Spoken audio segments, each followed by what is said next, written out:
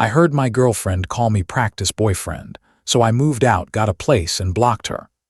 Then I stayed at Marcus's, ignored 16 calls, signed a month-to-month lease, left my key and note, made her leave through a Ring camera, and proposed to Olivia, and she said yes immediately.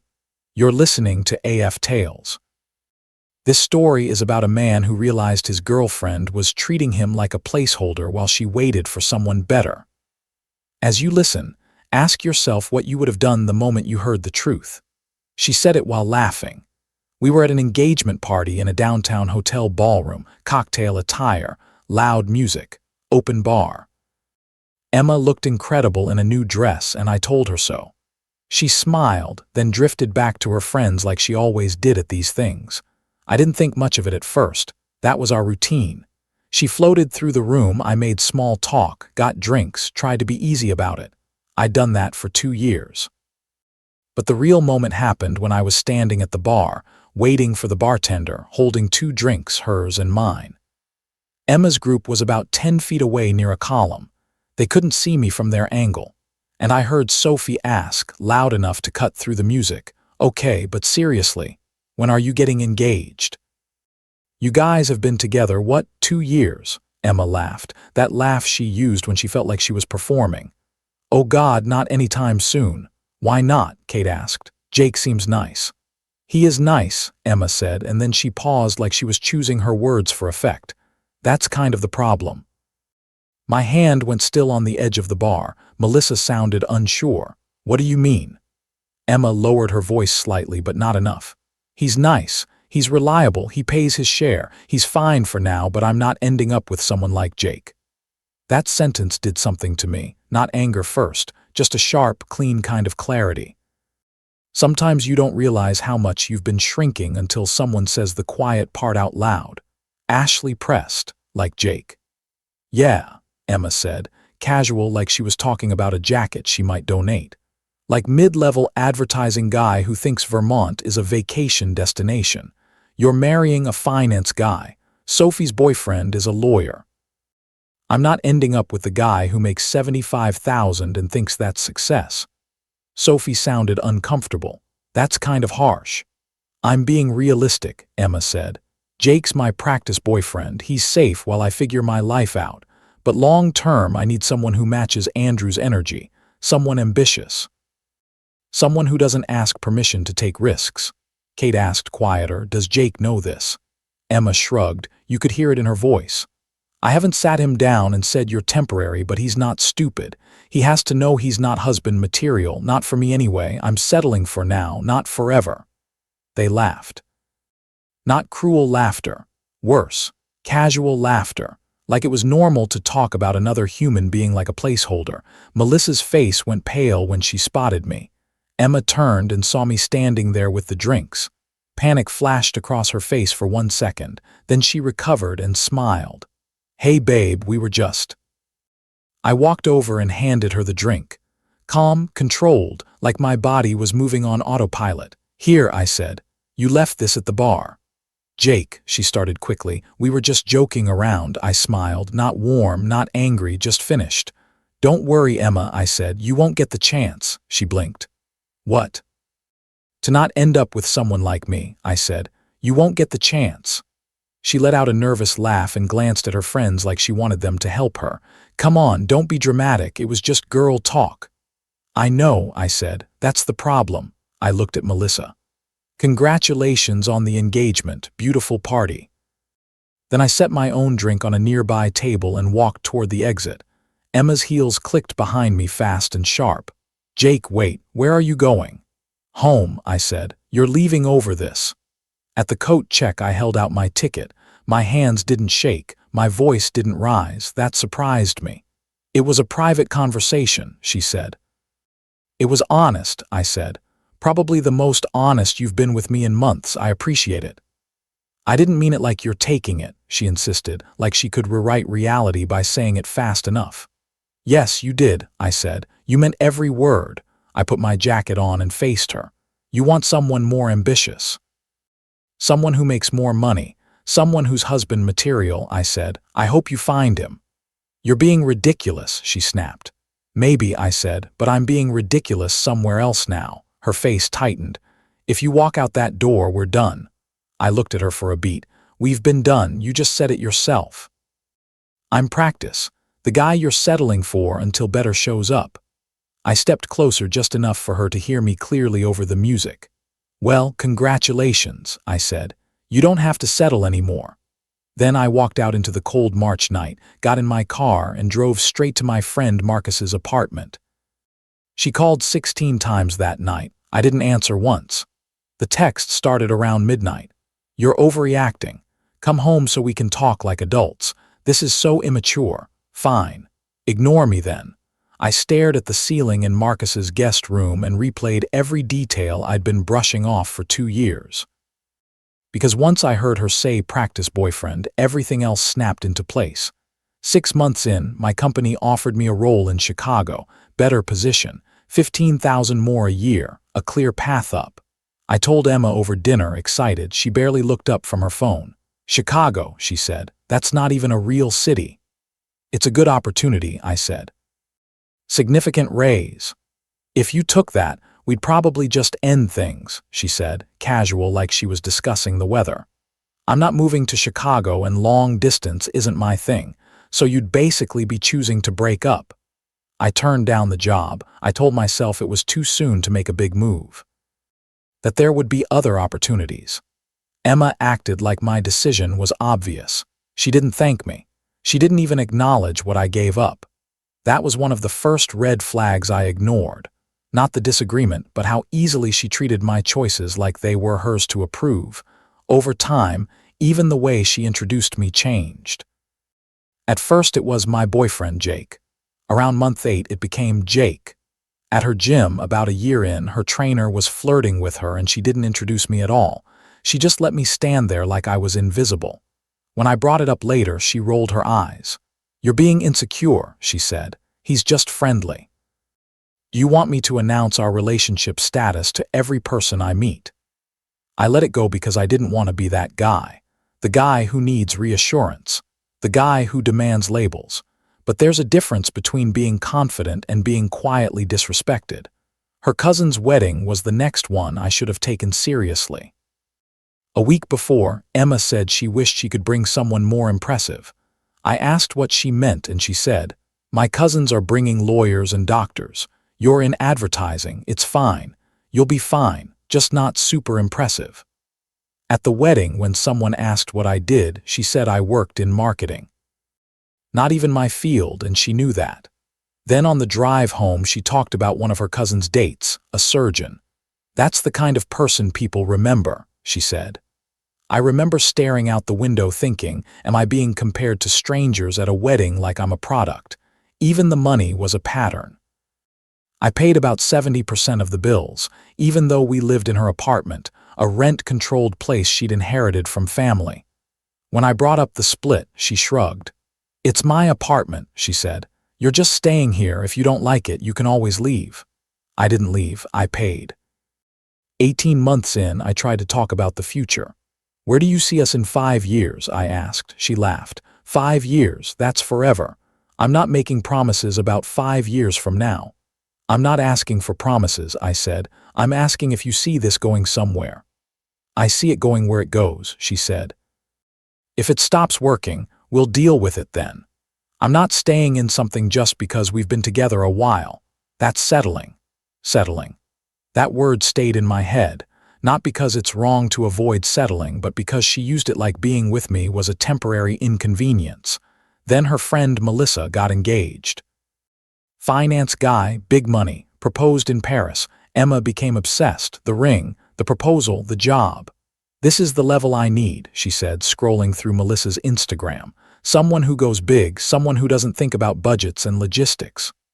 I took you to Vermont last year, I said. Yeah, she said, like the word tasted bad. Vermont, Paris is Paris. That was when I finally admitted what I'd been avoiding. I wasn't her partner. I was her practice round, the safe option while she waited for her real life to start. So when I walked out of that ballroom, I wasn't just leaving a party. I was leaving a role she had already decided I would never grow out of. Monday morning, I called in sick. I spent the day looking at apartments, found a decent one-bedroom across town, month-to-month lease. I could move in the following weekend. I signed the paperwork that afternoon. The rest of the week, I worked and stayed at Marcus's. Emma's messages shifted from angry to apologetic to manipulative. "I'm sorry if I hurt you. Don't throw away 2 years over one comment. We should talk." I didn't respond. She called my office on Wednesday. The receptionist told her I was in meetings. Thursday, she showed up in the building lobby. Security called up to my floor. "There's an Emma Martinez here to see you." "Tell her I'm not available," I said. "She says it's urgent." "It's not," I said. "Please ask her to leave." She waited for over an hour. I left through the parking garage. That Saturday, she went to visit her parents, a trip she'd planned before everything blew up. Perfect timing. Marcus and 2 friends helped me pack. Most of the furniture was hers. Most of the decor was hers. I took my clothes, my laptop, my books, my bike, and everything that was mine. By 3 in the afternoon, I was out. I left my key on the counter with a note. "Emma, I've moved out. I've paid my share of this month's rent via Venmo. You wanted someone more ambitious, more husband material. I hope you find him. Good luck." No long letter, no insults, just a clean ending. She came home to a half-empty apartment and my note. The calls started immediately, but I'd already blocked her. She tried texting from her friends' phones. "This is Sophie. Emma's a mess. Please call her." I didn't respond. Monday night, Emma showed up at Marcus's apartment. He answered through his Ring camera. "He's not here, Emma. Where is he?" "Not telling you," Marcus said. "Move on." "We were together 2 years, she snapped. "You can't just—" Marcus cut her off. "You called him practice, so practice is over." The next few weeks settled into something I hadn't felt in a long time. Peace. My apartment was quiet. My space stayed the way I left it. There was no walking on eggshells, no feeling like I had to prove I was enough. I reconnected with friends Emma had slowly pushed out of my life. I started going to the gym regularly. I read more. I focused on work. I started feeling like myself again. Emma kept trying, but it got more desperate. Week 2, she somehow found out my gym and showed up. Staff wouldn't let her in without a membership. Week 3, she sent a long apology email from a new address. I deleted it without reading past the subject line. Week 4, Sophie reached out again. "She's barely eating. Can you at least talk to her for closure?" "She got closure when I moved out," I replied. "We're done." Then I blocked Sophie too. Early May, about 5 weeks after the party, my company hosted a quarterly industry mixer. Agencies, partner companies, networking, open bar. I almost skipped it. Marcus convinced me to go. I was at the bar talking to a colleague when someone approached from my left. "You look different," she said. "Happier." I turned and saw Olivia Chun from one of our partner PR agencies. We'd met briefly before, but never talked much. "Long story," I said, "but yeah, good different." We ended up talking for over an hour. Olivia was direct, funny. She asked real questions about my work and actually listened to the answers. She mentioned she'd gotten out of a relationship too, ended amicably. They wanted different things. Then she said, "Want to grab coffee sometime? Actually talk instead of networking small talk." "Yeah," I said, "I'd like that." We met for coffee on Tuesday, talked for 3 hours, had dinner that Friday, went hiking the next week. It was easy in a way I had forgotten relationships could be. No tests, no games, no feeling like I had to earn basic respect. About 8 weeks in, after dinner at a small Italian place, Olivia said, "I really like you. I'd like to see where this could go exclusively." "Me too," I said. That was it. Simple, clear, 2 people choosing each other. And then, 3 months after I walked out of that ballroom, the past showed up at my front door. It was a Saturday afternoon in early June. Olivia and I had gone to the farmer's market that morning. We came back with vegetables and flowers. We were making pasta from scratch, music playing, laughing about something stupid. Olivia was wearing yoga pants and one of my old college t-shirts she'd borrowed. It felt normal, comfortable, real. The doorbell rang. "Can you grab that?" I called from the kitchen. "Might be a package." Olivia wiped her hands and went to the door. I heard it open, then her voice, polite but uncertain. Hi, can I help you? I'm looking for Jake, a voice said. Is he here? I froze. I knew that voice. He is, Olivia said, and you are. Emma, she said, I need to talk to him. I appeared in the doorway with a dish towel over my shoulder. Emma's eyes went from me to Olivia to the apartment behind us, the flowers, the kitchen, the pasta, the scene of calm domestic comfort. Who is she? Emma said, sharp. This is Olivia, I said. Olivia, this is Emma. Emma's voice went shrill. Are you dating her? Yeah, I said. It's been 3 months. I put a hand on Olivia's shoulder, not dramatic, just clear. Emma saw it and her face crumpled. Can we talk privately? She asked. Anything you need to say, you can say here, I said. She tried to steady herself. I came to apologize. What I said at Melissa's party, I was drunk. I was showing off to my friends. I didn't mean it. You know I didn't mean it. I know you did mean it, I said. I didn't, she insisted. And you threw away 2 years over something I said when I was drunk. Olivia shifted. Maybe I should give you two some space. No, I said, firm. You're fine. Emma's eyes flicked to Olivia with irritation. This is between me and him. Do you mind? Olivia's voice stayed calm. Actually, I do mind. This is his apartment. You showed up uninvited.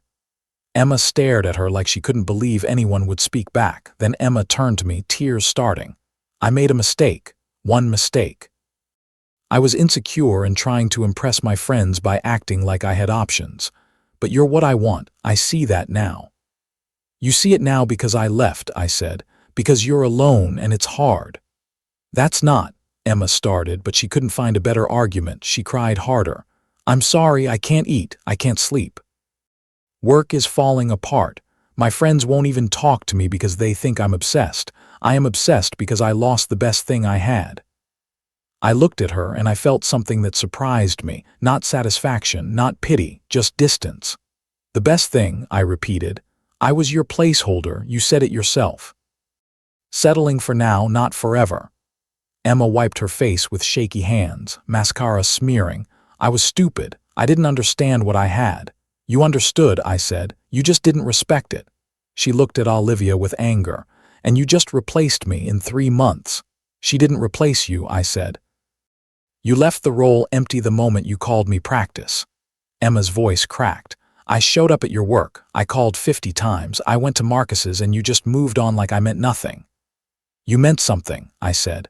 2 years meant something, but you told me I wasn't husband material, that you were waiting for someone better. I believed you. So I stopped auditioning. I glanced at Olivia, then back to Emma. I found someone who sees me as the real thing. Olivia quietly took my hand. Emma saw it and her face changed again like the reality finally landed. Please, she said, just give me one more chance. We can go to therapy. I'll prove I've changed.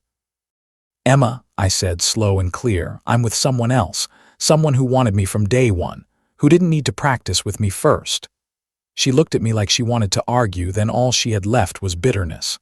You'll regret this, she said. I really won't, I said. When Olivia leaves, she won't because I'm not her practice boyfriend. I'm her actual boyfriend.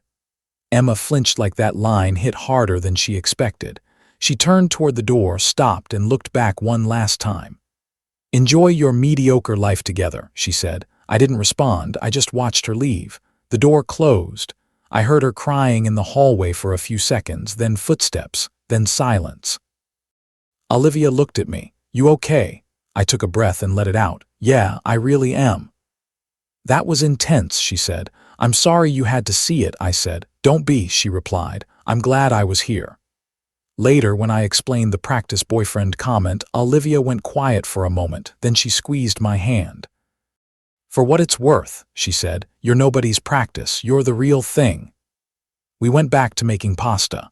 The next day, Emma sent one email. Subject line, I said what I said. I deleted it without reading. Over the next few weeks, I heard she was struggling. Work put her on a performance improvement plan. She lost more weight. She went on dates but couldn't connect with anyone, kept comparing them to me. The guy who wasn't husband material somehow became the standard everyone else failed to meet. In October, I ran into Melissa at a coffee shop near my office. She looked awkward, then walked over. Jake, she said. What Emma said at my party was really shitty. Some of us told her that afterward. She didn't want to hear it. It's fine, I said. Water under the bridge, she hesitated. Is it true you're seeing someone? Yeah, I said. Olivia. Is it serious? Very, Melissa nodded slowly. Good, you deserve that, she paused. Emma's still having a rough time. I nodded once. I hope she figures it out. Do you really? Melissa asked. I thought about it honestly. Yeah, I said. I hope she finds what she's looking for. I'm just glad it's not me anymore. That night Olivia asked who I ran into. I told her. Do you ever think about Emma? She asked. Not in a what-if way, I said. More like a thank God that ended way, Olivia laughed. Good answer. 6 months later, Olivia and I moved in together. A year after that, I proposed. She said yes immediately. No hesitation, no conditions, no comparisons. Emma thought I wasn't husband material. Turns out, I just wasn't husband material for someone who saw relationships as practice rounds while she waited for the real thing. I found someone who knew I was the real thing from the start. That made all the difference. Here are the lessons I'd pull from this. Lesson 1. If someone makes you feel like you're auditioning for love, they've already decided you're not the choice. Lesson 2. When people tell you how they see you, believe them the first time. Lesson 3. Respect isn't something you earn by being more impressive. It's the minimum you should get from the start. Lesson 4. Closure isn't a conversation. Sometimes closure is moving out, blocking the number, and rebuilding your life. Lesson 5. The right person won't treat commitment like a downgrade. They'll treat it like a decision they're proud to make. What would you have done if you overheard your partner call you their practice relationship? And do you think Emma was sorry for what she said, or sorry she finally faced consequences? Share what you think in the comments.